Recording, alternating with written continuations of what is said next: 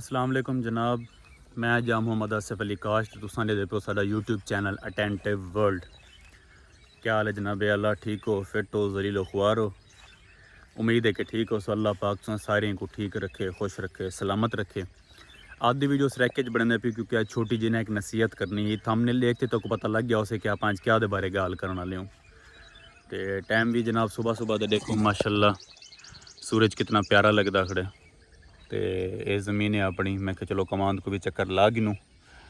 नमाज़ पढ़ी से सुबह सुबह का टाइम है।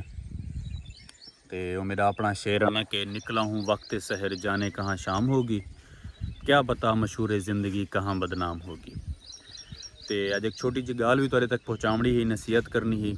नसीहत यह है कि भाई खास कर उन लोगों वास्ते जिन्हें दियाँ बेटियाँ शादीशुदा हैं।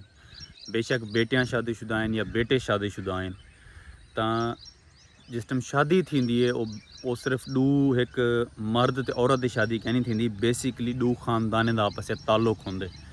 वो दू बंदे आपस कहनी जुड़े पे होंगे, दू खानदान आपस जुड़े पे होंगे। तो अजकल अल्लाह माफ़ करे झेड़े की शरह भी ज़्यादा इजाफा थी पे, तलाक की शरह भी बड़ा इजाफा थी पे।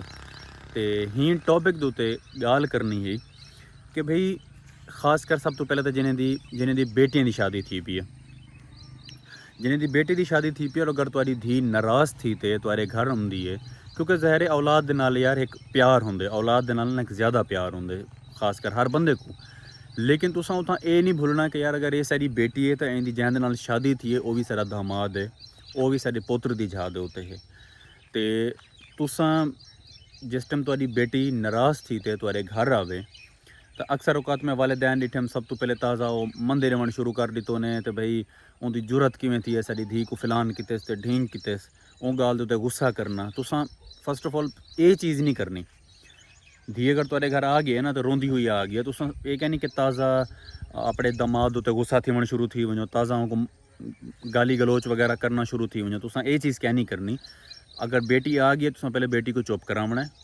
अक्सर बेटी आँदी है ना तो रोवन पै वेंदी है, उधर उनको रोंदा होया देखते आंसू देखते। ज़ाहिर औलाद होंगी है तो इंसान कने कंट्रोल क्या नहीं थींदा, परले कने कोई पुछदा ही क्या नहीं कि गाल क्या नहीं करेंदा। अगर वो दामाद अपना घर आ वेंदे तो उनको बेइज्जता करते गाडे बनाओ तो गुस्सा करना, उनकी हर चीज़ को एक्टिंग समझना। तुसा ये चीज़ क्या नहीं करनी। सब तो पहले तो तुसा जिस टाइम थोड़ी धी नाराज़ आवे ना, नाराज़ से घर आवे उनको तसल्ली दियो, पानी पिलाओ, उनको बिल्हाओ, ठीक है। उनको आखो बेटी पहले तो रोवन बंद कर, तसल्ली नाल से दस के भी गाल क्या है। दूजा अव्वल तो तेरा दमाद अगर खुद आ मनी अच्छी गाल है, उनको खुद आ मनना चाहिए।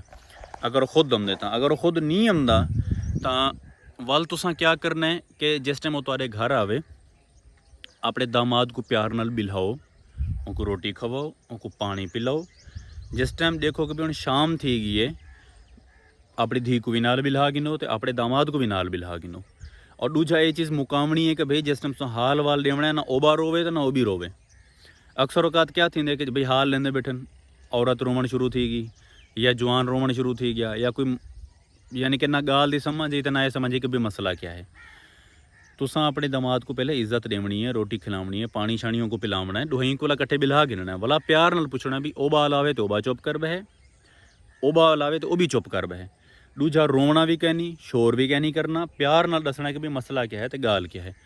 वल तो आपको गाल भी समझ हमसे तो आपको मसला भी समझ हमसे। भला तुसा क्या करना है कि भाई उन्हें दूधी आपस से सुलह करावनी है, जहाँ कसूर है उनको प्यार नाल समझावना है कि भाई बेटा ये जी चीज़ तू की है तू गलत की, ये चीज़ से कोई ना करनी चाहिए, ये गाल तो कोई ना आखनी चाहिए। और दूजा जड़ा मर्द है ना यार, मेरी मर्द वास्ते एक नसीहत है, औरत मारन नाल बिल्कुल भी सीधी कहनी थी, बिल्कुल भी ये तुहाडी मारना वैसे भी नहीं चाहिए। अल्लाह माफ़ करे मारन का उस टाइम है कि अगर तुहाडी औरत तुहाडे नाल बेवफाई करेंदी, अगर वो कहीं गैर मर्द नाल ताल्लुक रखींदी है तो। उस तो इलावा जितने भी चीज़ां अगर एक औरत के अंदर हैं तो वो उनकी फितरत के अंदर शामिल हैं। गिला करना, ज़्यादा बोलना, शक करना, एंड चाहते ये आखना कि भाई अगर छोटी जी गाल थी कि भाई तैं तो मेरे को दिता क्या नहीं, तैं तो मेरे को आदत नहीं जिंदगी कोई फायदा क्या नहीं पिया। वो बेशक तुम अपनी वालदा को भी देख सो ना, वो भी 40-50 साल की उम्र है तो अबू की हुई आखसे कि भाई मेरे को तो तैं कोई फायदा क्या नहीं था, मेरे को तो तैं कोई आदत नफ़ा क्या नहीं मिलिया। ये खुद नबी सिंह की हदीस है कि भाई जिस टाइम औरत अपने ही गुस्से चमदी है ना वाला वो मर्द को जीरो कर देंदी है। ही वजह कने ही औरत जड़ा है वो सब तो ज़्यादा दोज़ख के चो से। तो मारिया बिल्कुल भी ना करो, ठीक है। चाहे औलाद होवे चाहे अपनी बीवी होवे, उनको मारना बिल्कुल कहनी, उनको अख का डरावा दो। जिस टाइम तुम मार गिनसो तुम अपनी मैक्सीमम पावर अपना गुस्सा जो उनको दिखा चुके होंगे, वाला वो अजे भी ही तो वध मर्द हो बेशक औलाद हो भी ही कने वध ऐसा क्या कर गिनसे। तो ही वजह कने ये चीज़ तुम अपने जहन नशीन कर गिनो कि औरत को एक तो मारना कहनी, ठीक है। और अगर वो अपने पेके वेंदी है नाराज़ थी तो वेंदी है तो तुम उनके पिछू वञो, ये ना कोई यार मेरी शान घाटा पवंदा पे मैं क्यों वना। एक फेरी वञो अपनी सस को, अपने सौरे को, अपने वे जोड़े साल हैं उन्हें को अपना हाल वाल प्यार नाल आमने सामने ब्याह ते दिओ, ताकि उन्होंने जहन उन्होंने दिल तुहाडे खिलाफ कोई गलत फहमी ना आवे। तो वो बंदे जिन्हें घर अपना अगर दामाद आंदे तुसां भी उनको इज्जत देनी, एहतराम देना, सेम उवें देना है जिमें तुसां शादी कने पहले देंदे हावे या रुसन कने पहले नाराज़ बेटी का नाराज़ होने कने पहले देंदे हावे। तो उम्मीद है तो कोई गाल समझ ही उसे। बहुत शुक्रिया। अल्लाह पाक तुसें सारे को सलामत रखे।